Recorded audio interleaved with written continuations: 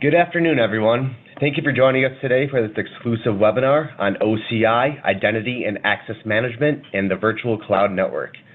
My name is Marcus Abdullah with Vigilant Technologies. I will be your host for today's presentation. Soon we'll be joined by our speaker for today's presentation, Solutions Architect Amrita MUKHERJEE.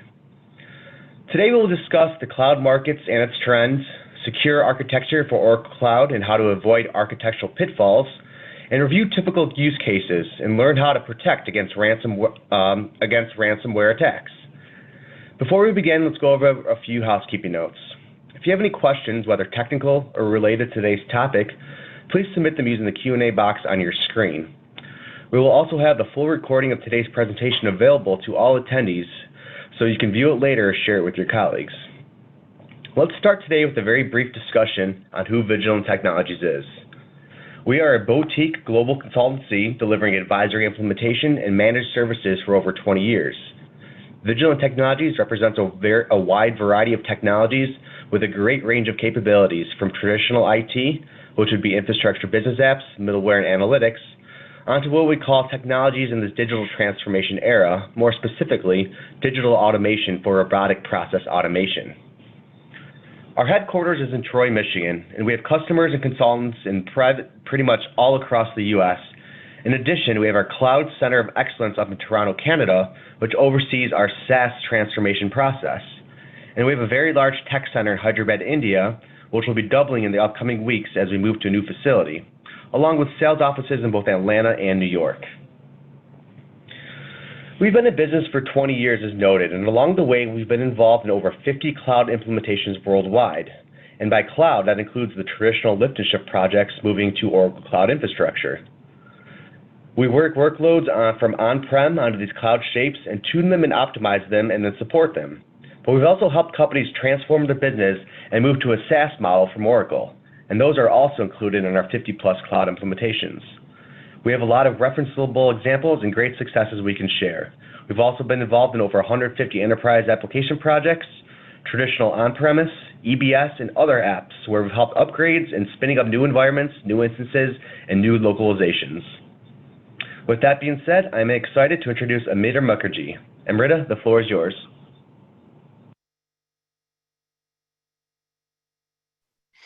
Hey everyone, good afternoon. My name is Amrita MUKHERJEE. I'm a Cloud Solutions Architect with Vigilant Technologies. I come with several years of experience in the Oracle ecosystem, including infrastructure, OS, applications and database, and their ancillary technologies like middleware, reporting, etc. So today we will talk about cloud computing in general. We'll talk about the fear, uncertainty, and doubt regarding migrations to the cloud and how to tackle them. And then we'll do a deeper dive into Oracle Cloud Infrastructure, specifically the network and security components. We'll talk about identity and access management, and we'll talk about various resources that you have to create while creating your virtual cloud network.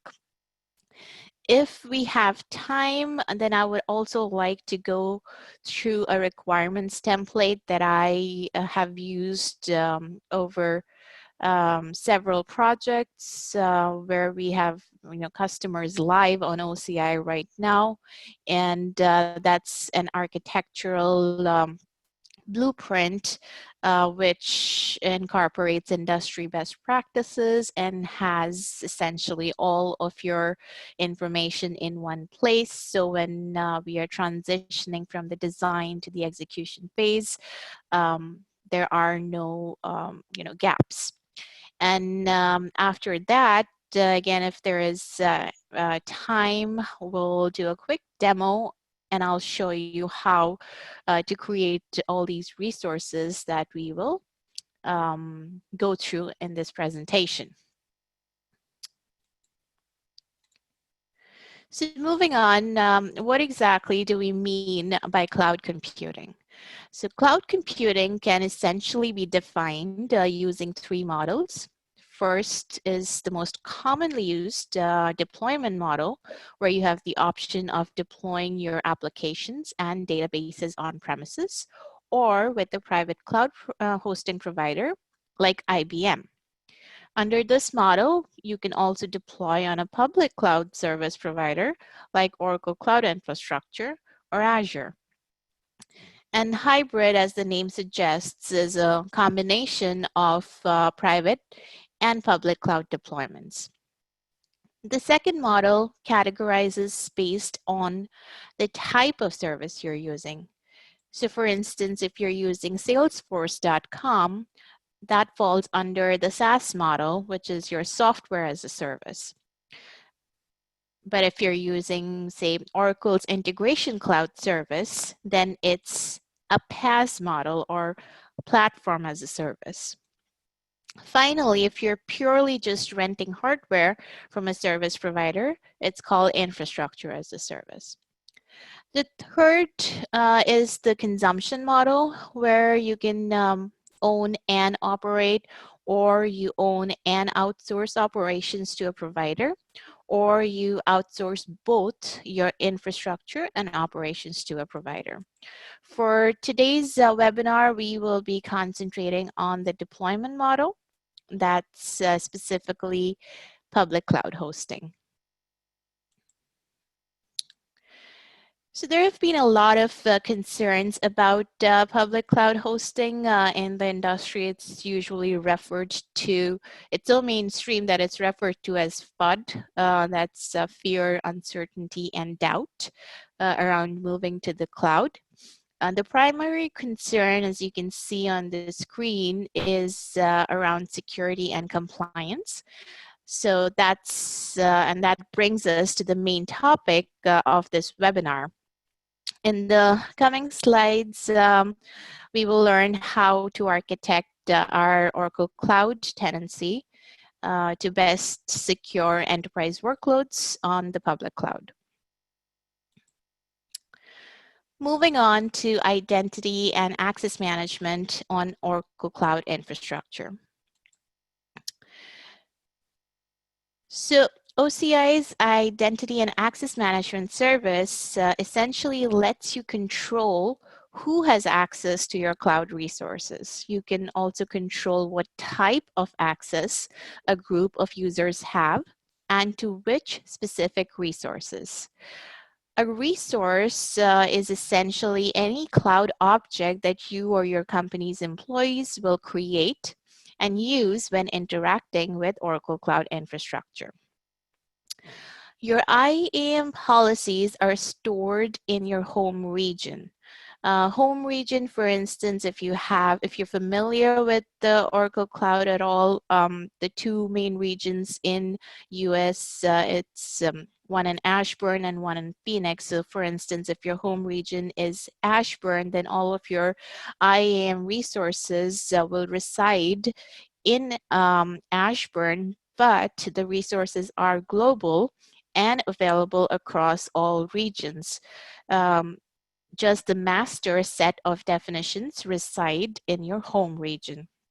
So when you make changes to your IAM resources in your home region, the changes get automatically propagated to all other regions. We can also use federation. Currently, Oracle supports federation with its own Oracle Cloud Identity Cloud Service and with ADFS. Federation essentially is a relationship that an administrator configures between an identity provider and a service provider. So when you federate your OCI with an identity provider, you manage your users and groups in the identity provider, but you manage your authorization in OCI's Identity and Access Management Service. So essentially, you're using your identity provider to authenticate your user, but you're authorizing the user's access using OCI's Identity and Access Management Service. And OCI tenancies are federated with Oracle's Identity Cloud Service by default. Moving on, I've been using this term tenancy quite often. What exactly is a tenancy? So a tenancy on OCI is your root compartment. Again, I will talk more in detail about what a compartment is in the coming slides. So the root compartment is the compartment that contains all of your organization's OCI resources. Oracle automatically creates your company's tenancy for you. Directly within the tenancy are your IAM entities like your users, groups, policies, etc. You place other types of cloud resources inside compartments that you create. More on that later. So what happens when you provision your OCI tenancy? All you need to know for your provisioning and activation is that you keep your tenancy name ready, which is unique. So if you have multiple tenancies on Oracle Cloud, make sure you have unique names for each. Then you also have to have a default administrator username and email ready. This is advisable. It's advisable that you use a service account here because you don't want just one named user to have administrator access. So in case that user gets hit by a bus, you lose access to your Oracle Cloud tenancy. When your tenancy is activated, Oracle also creates an administrators group for you. The administrators group has a policy attached, which as you can see on the screen, says that you allow group administrators to manage all resources in tenancy, which means any user that you place in this group is a super user. So this is a typical workflow that we use at Vigilant. So what happens when your OCI tenancy is provisioned is that a welcome email with Activate My Services link is sent out to the email you provided your Oracle rep or partner like Vigilant. So say you're working with a partner like Vigilant, in that case, we will ask you to set a forwarding rule where the activation email gets forwarded to a distribution list that we create specifically for your OCI tenancy. Now, this DL has various members. The main member for activation will be the Cloud Solutions Architect assigned to your tenancy. The CSA will then activate the services, which will generate a one-time password. The CSA will log in using this one-time password, set a new password, which will be shared with the designated client contact. So essentially, only the Vigilant CSA and the client contact have the keys to the kingdom. Next, the CSA will create a user for the help desk resource who has been identified to create rest of the Oracle Cloud users and their groups and policies, etc. So this is a typical activation email. It's fairly simple. All you need to do is you click on the Activate My Services link. And when you click on the link, it'll take you to a page like this. Here you will name your tenancy and provide the email where you receive the activation email. In the next section, you will provide your tenancy, admin details, and that's it. Your OCI tenancy is activated. Coming to the main IAM resource, compartments are defined as a collection of related resources that can be accessed only by certain groups that have been given permission by an administrator in your organization. So here you see an example where we have created 3 compartments. one for networking resources, and 2 more for project-related resources. And we control access to resources in these compartments using policies. Key things to remember about compartments are that they organize and isolate your cloud resources, but remember to not over-organize as it can be counterproductive. Compartments are global and available across regions. We control access to compartments using groups and policies. We will see how to create compartments and how to delete compartments during the demo, if time permits. Default compartments that come with your tenancy are root and managed compartment for PaaS. Examples of compartments that you can create can be production, non-production, a compartment for your management servers, a compartment for your historical resources, etc. Coming to users, groups, and policies. So again, if time permits, we'll see how to create a user and group and policies during the demo. But what is a user? A user is an individual employee or system that needs to manage or use your company's OCI resources. So users are essentially anyone or any interface that is logging in to your OCI console. End users of your applications are not typically IAM users. A group, similarly, is a collection of users who all need the same type of access to a particular set of resources or compartment. So you can have a group, say, for your network admins, you will have another group for your system administrators, and another group for your DBA administrators, etc. Policy is a document that specifies who can access which resources and how. So access is granted at the group and compartment level, which means you can write a policy that gives a group a specific type of access within a specific compartment or to the tenancy itself. So you can go as granular as you want to.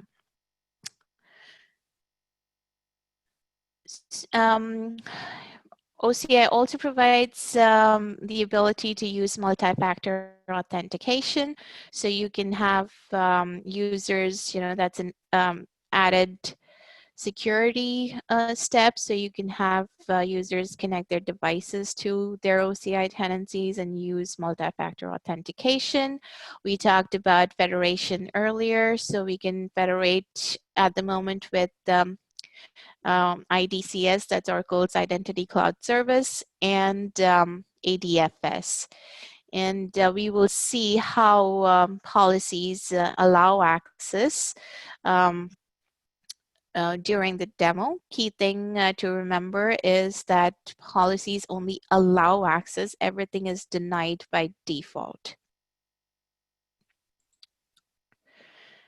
Moving on to the second topic, that's virtual cloud networking on Oracle Cloud Infrastructure. So let's talk about OCI's regions, availability, and fault domains before we dive deeper into networking. So Oracle currently has 7 active regions around the world, and there are several more being added every year. A region is a localized geographic area, and an availability domain is one or more data centers located within a region. Traffic between availability domains and between regions is encrypted. Availability domains are isolated from each other, they're fault tolerant, and they're very unlikely to fail simultaneously.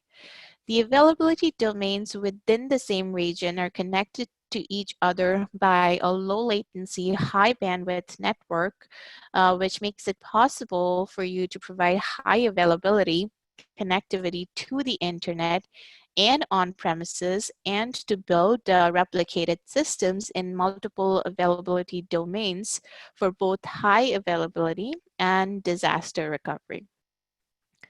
Regions are grouped into realms. So your tenancy exists in a single realm and can access all regions that can belong to the realm. You cannot access regions that are not in your realm. Currently, Oracle Cloud Infrastructure has 3 realms, the commercial realm and 2 realms for government cloud. That's one is FedRAMP authorized, the other one is IL5 authorized. A fault domain is a grouping of hardware and infrastructure within an availability domain. So each availability domain contains 3 fault domains.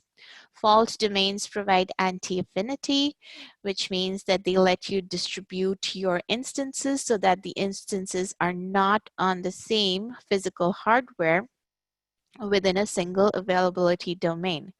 So a hardware failure or compute hardware maintenance event that affects one fault domain will not affect instances in other fault domains.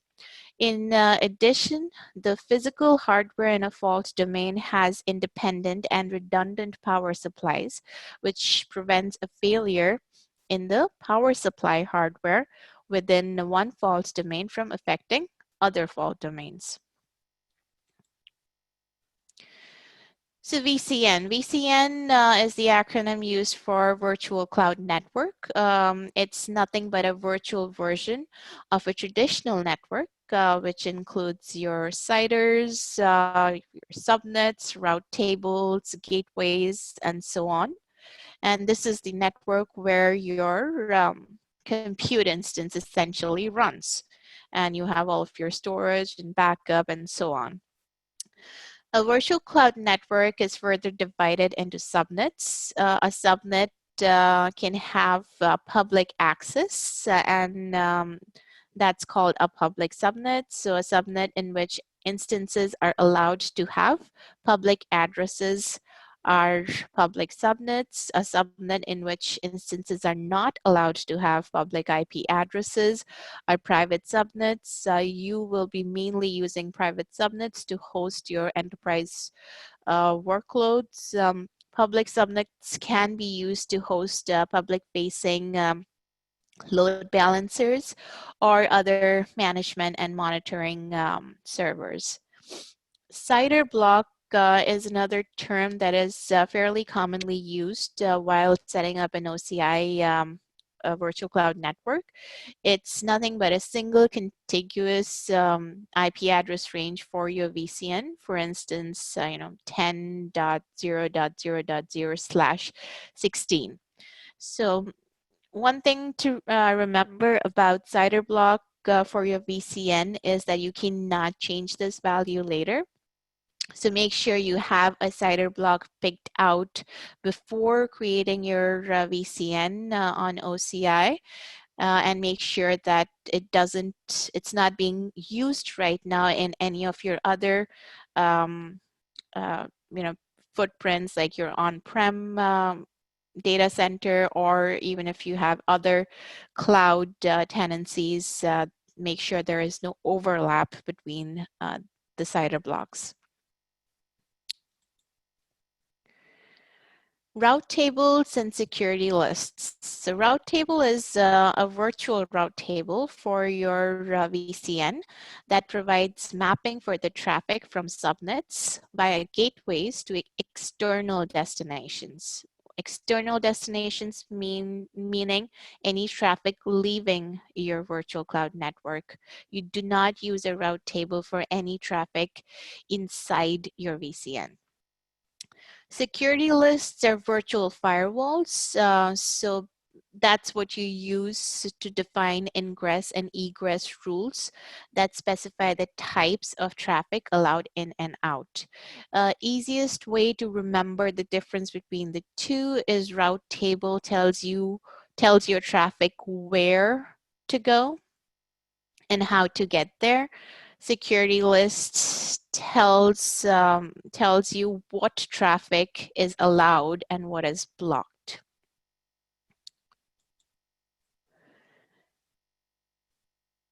So the networking service on OCI also comes with a DHCP. DHCP is essentially Dynamic Host Configuration Protocol. The networking service uses DHCP to automatically provide configuration information to instances when they boot up. So although DHCP lets you change some settings dynamically, others are static and never change. So for example, when you launch an instance, either you or Oracle specifies the instance private IP address. So each time the instance boots up or you restart the instance's DHCP client, DHCP passes the same private IP address to the instance. So the address never changes during the instance's lifetime. The default choice for DHCP is your Internet and VCN resolver. Internet resolver lets instances resolve host names that are publicly published on the internet. VCN resolver lets instances resolve host names of other instances in the same VCN. You can also use a custom resolver where you can use a DNS server of your choice. You can add up to 3 DNS servers. And these could be DNS servers that are available through the internet, or it could be a DNS server that you are hosting in OCI itself, or even a DNS server that you're hosting in your on-premises network. Search domain is used to resolve a DNS query.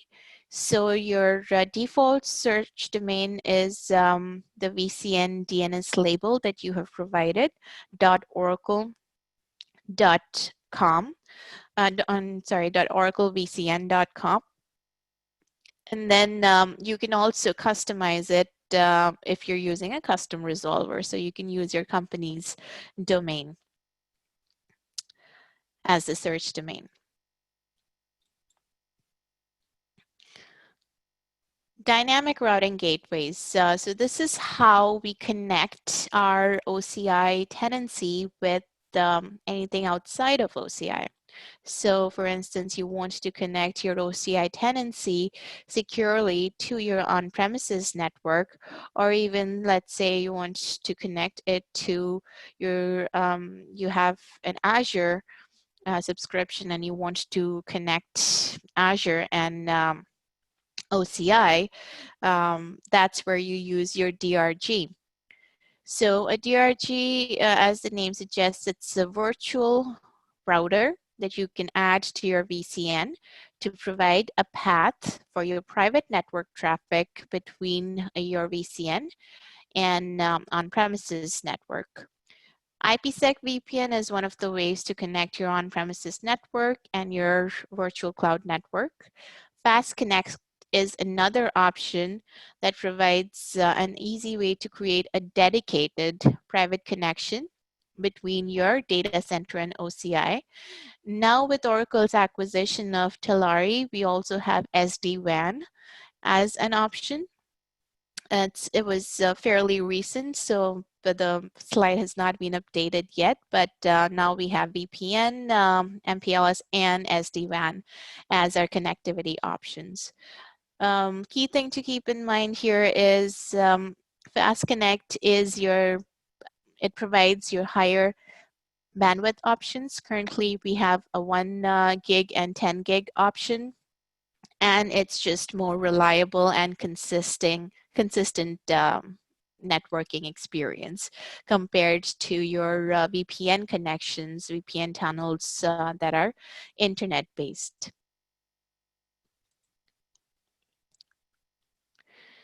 Load balancers on OCI. So OCI provides load balancer as a service, which you can use to automate your traffic distribution from one entry point to multiple servers that are reachable from your VCN. So these can be servers that are actually hosted in your VCN or another VCN or anywhere else. So load balancers help you improve resource utilization. They help you scale, and it also helps ensure high availability. And you have a choice of using a public facing load balancer, or you can have a private facing load balancer for your internal servers that you want to load balance. And you also have the choice of picking the bandwidth that you want this load balancer to have. I think the current options are 100 Mbps, 400, 800, and another one, probably 1 gig. I can't quite remember right now, but you have, I think, 4 options. And the key thing about public load balancer and private load balancer is that a public load balancer has a public IP address that is accessible from your internet. A private load balancer only has a private IP address that is visible only within your VCN.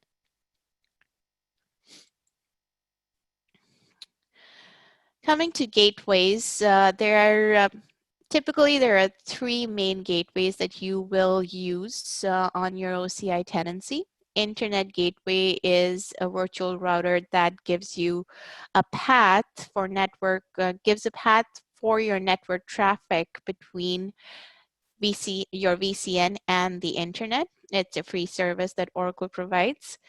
NAT gateway is also a free service. It is a router that you can add to your VCN to perform network address translation.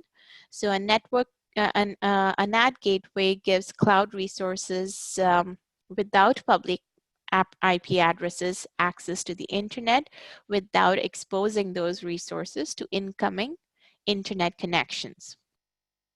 Service gateway, again, it's a virtual router that enables cloud resources to privately access other Oracle services, such as Oracle Storage, Oracle Object Storage, and autonomous database services without exposing the resources to the public internet. So if you are, for instance, trying to access your object storage bucket where you're backing up your production database, you will use a service gateway to connect to your object storage bucket.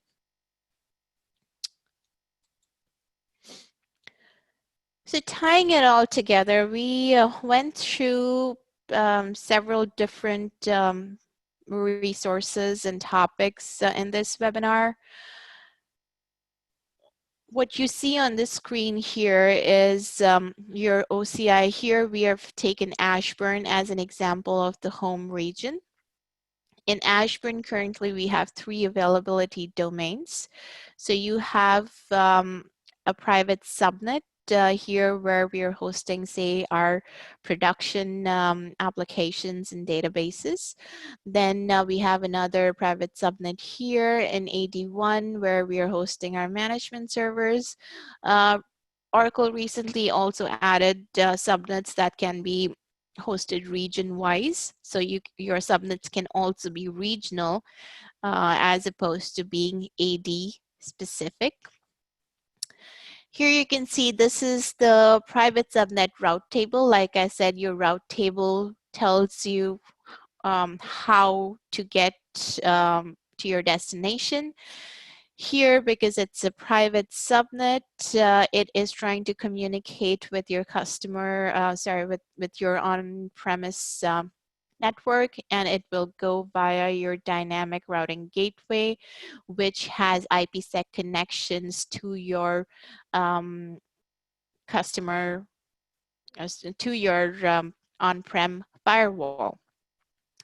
And you can have multiple, sometimes here you see an example where we have an IPsec connection going into the customer's network, and we have another one coming into Vigilance firewall, because we support, we not only migrate workloads to OCI, we also do the ongoing management of it.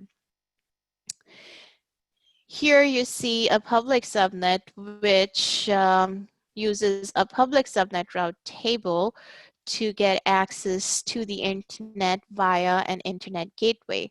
Similarly, here another example where you have a private subnet where you are hosting say your production, and the production is being backed up to your object storage, which is another service that Oracle provides. And to reach that service, we go through the service gateway, which is again provided. The route is provided by the private subnet route table. So essentially we have two route tables. We have a private subnet route table and we have a public subnet route table. This is a simple deployment. So you'd see your production having only one private subnet. Usually if it's an enterprise workload, for instance, if it's Oracle EBS, we segregate it further. So there will be network segmentation between your database and application servers, and of course between your production and non-production environments. Furthermore, for your DR environments and historical environments, etc. Again, we try to follow industry best practices, but we don't, push anything down our customers' throats. But that's we usually lead with best practices. So I think that pretty much covers the topics that we went through in the previous slides. And let's do a quick time check. It's 12:40 right now, and which means we only have about 5 minutes left. So let's quickly do a Q&A, and we will probably have another, as a part 2 of sorts of this webinar, where we can go through the requirements template and do an actual demo, or even do it one-on-one if anyone is interested. So let's move on to the questions. Marcus, do we have any questions? We do. Thank you, Amrita. So just a friendly reminder, if anyone does have any additional questions, please feel free to use the Q&A box on the screen. And if time permits, we will get to them. If we do go past our time limit here, we will send it to Amrita, and she will be happy to reply via email. So we do have a few in already. Let's get started. Can we run an F5 load balancer on OCI? Yes, you can. So Oracle lets you run any virtual appliance on OCI. So you won't actually be running a hardware F5 load balancer, but you will be running a virtual appliance on OCI in emulated mode. So short answer, yes, you can. Great. Have you deployed Checkpoint on OCI? Yes, we have. We actually just finished a very complicated checkpoint deployment for one of our customers, where we worked very closely with Checkpoint and got new images from them where there were, high availability deployments, etc. So again, in short, yes, we have deployed Checkpoint on Oracle Cloud. Great. Can we have multiple VCNs in one tenancy? Yes, we can have multiple virtual cloud networks in a single tenancy, and we can have communication between these VCNs using local peering gateways. Great, thank you. So that's all we have for now. I want to take a quick minute to thank everyone for joining us today to learn a little bit more about the Oracle Cloud Infrastructure. On the next slide here, you will see Amrita's information. So please feel free to reach out to discuss your operations and discuss how Vigilant Technologies could help create a roadmap to get your company to the cloud. As Amrita mentioned, we will have a continuing series on the OCI with additional webinars with more information and demonstrations. But if you want to set up some one-on-one time with our team, please feel free to reach out to Amrita, and she would be happy to coordinate something. Thank you all for joining, and have a great day.